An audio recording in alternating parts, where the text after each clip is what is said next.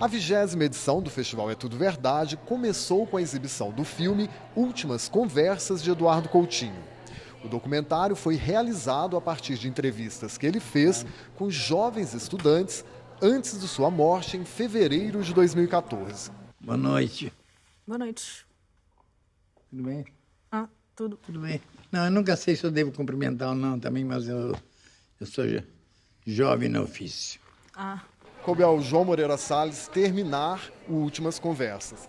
Em que etapa que o filme estava quando o Coutinho faleceu e o que aconteceu na sequência? Eu terminei junto com a Jordana Berg, que é a montadora de todos os filmes do Coutinho. Quando ele morreu, ele não tinha entrado na linha de edição. Ele só tinha feito anotações no material bruto. Foi aí que a gente entrou. Sua orientação maior para terminar o filme foi qual?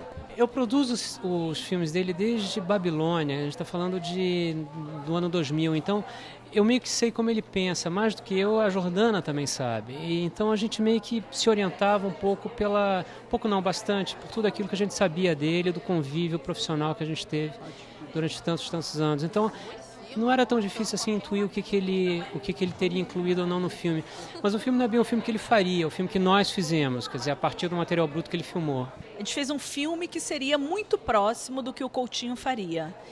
E se deu conta que esse não era o filme certo a fazer, que seria mais fiel ao Coutinho, tratar junto com o filme em si, do processo de filmagem, e não necessariamente ligado só à morte dele, mas ligado ao processo que ele viveu nesse filme, que foi diferente dos outros, que ele estava muito em dúvida se aquilo ia dar certo, ele estava muito inseguro, ele não estava acreditando que os adolescentes poderiam dar alguma coisa.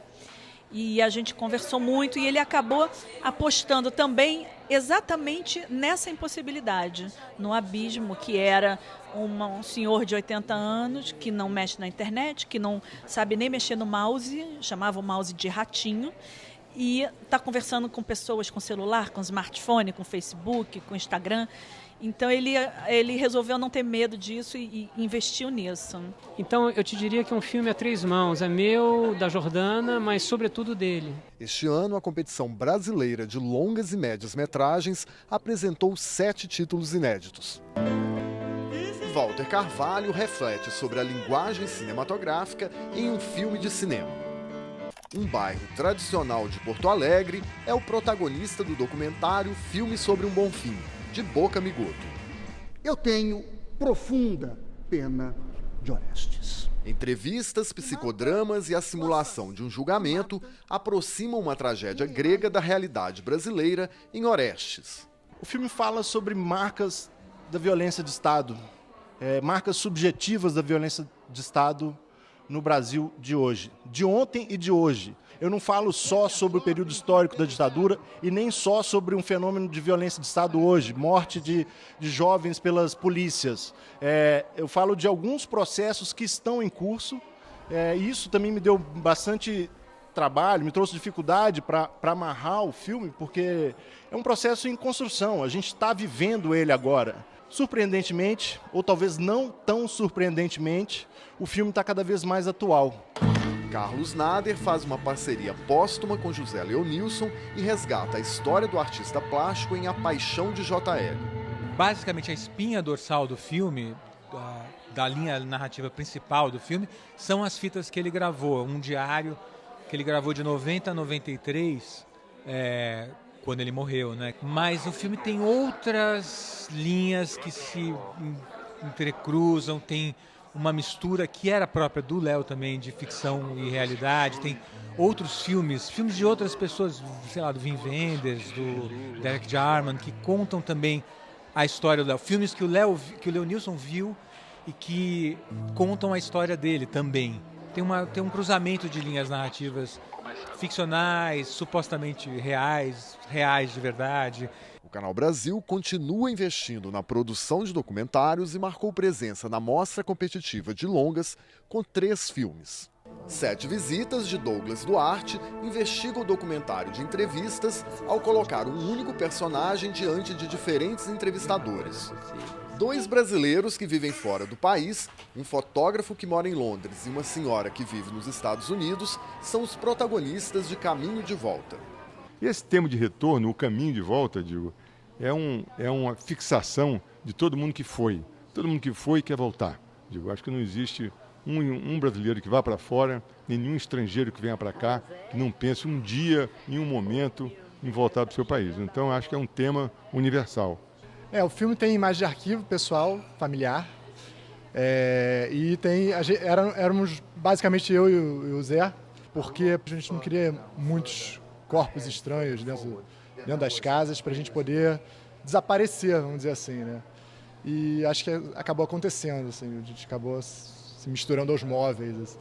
Eu Sou Carlos Imperial é a terceira coprodução do Canal Brasil que participou da mostra competitiva do festival. A gente foi trombando com as pessoas ao longo do processo, perguntando se elas conheciam o Carlos Imperial, e cada uma tem um pedaço do Imperial, sabe? Eu acho que o filme monta esse caleidoscópio que mostra muitas facetas, não todas, mas muitas das facetas que ele teve. Eu Sou Carlos Imperial, ele não diz aonde o Imperial nasceu, ele não tem a pretensão de ser biográfico, ele não tem a pretensão de ser didático, ele tem a pretensão de ser um pouco da experiência, da personalidade do Imperial. Ele é rápido, ele é intenso, ele é divertido, ele é engraçado, ele te faz dar um pé atrás às vezes, tomar algum susto com alguma coisa. Eu acho que você passar isso, fazer com que as pessoas sintam isso, é muito mais importante do que passar as informações. Somente a vaia consagra o artista. 9 filmes estavam na competição brasileira de curtas que pela primeira vez vai qualificar o vencedor para concorrer a uma vaga na disputa do Oscar. Isso representa o quê? Representa que os filmes que ganharem essas duas competições têm uma espécie de via expressa para serem examinadas pelo Comitê de Documentários da Academia. Eles ficam liberados de ter que passar, de cumprir algumas regras de exibição nos Estados Unidos, que são obrigatórias para os outros curtas que querem tentar concorrer ao Oscar. Entre os curtas da mostra competitiva estava Cidade Vazia, que tem a paisagem da capital paulista como protagonista. O filme é muito simples, mas não é simplista, né? São fotografias estilos e tem um desenho de som. Mas basicamente o que eu busquei nesse filme é trabalhar um pouco a relação do espaço, né? E as fotos são de momentos onde a cidade não tem pessoas caminhando pelas ruas, né? E é muito raro você encontrar São Paulo vazia, né? O alto índice de suicídio entre os moradores de uma cidade que foram deslocados por conta da construção de uma hidrelétrica é o ponto de partida do curta De Profundis. E eu passei um tempo nessa cidade escutando as pessoas. Mas existe uma melancolia social de muita gente, da migração, da perda do seu território, né? Uma população que era ribeirinha e que de agricultura de subsistência, que vivia do rio e foi para um lugar inóspito que não tem rio, que não se planta e se transformaram em funcionários públicos. É muito estranho, muito bizarro. É o suicídio e a depressão como uma linguagem mesmo, que estão gritando. A vida que a gente só ouve falar é o trabalho de conclusão do curso de jornalismo da diretora. A gente escolheu usar imagens apenas, não pessoas entrevistadas, são todas falas em off. E é um filme basicamente sobre linguagem, como as pessoas se comunicam, como as pessoas se relacionam com a língua portuguesa nas cidades e principalmente em São Paulo. Os brasileiros também participaram das mostras paralelas desta edição do festival, que contou com a exibição de 109 títulos. O documentário Geraldinos, outra coprodução do Canal Brasil, foi exibido na mostra O Estado das Coisas. Geraldinos foi o apelido que o grande Washington Rodrigues Apolinho deu para aqueles que frequentavam a Geral. Agora, o que é um geraldino, acho que realmente ninguém conseguiu definir, tem que ver o filme para entender.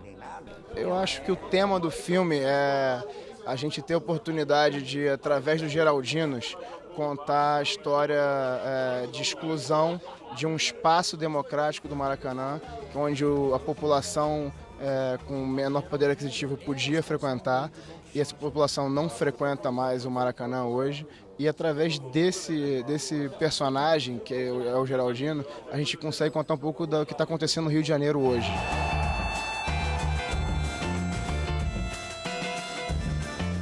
O documentarista Vladimir Carvalho, que completou 80 anos em janeiro, foi um dos homenageados dessa edição do festival. Além de ganhar uma retrospectiva, ele lançou o livro Jornal de Cinema. O Vladimir é um dos mais importantes cineastas da história do cinema brasileiro, ponto. Vladimir é um dos mais importantes documentaristas a trabalhar na América Latina em todos os tempos.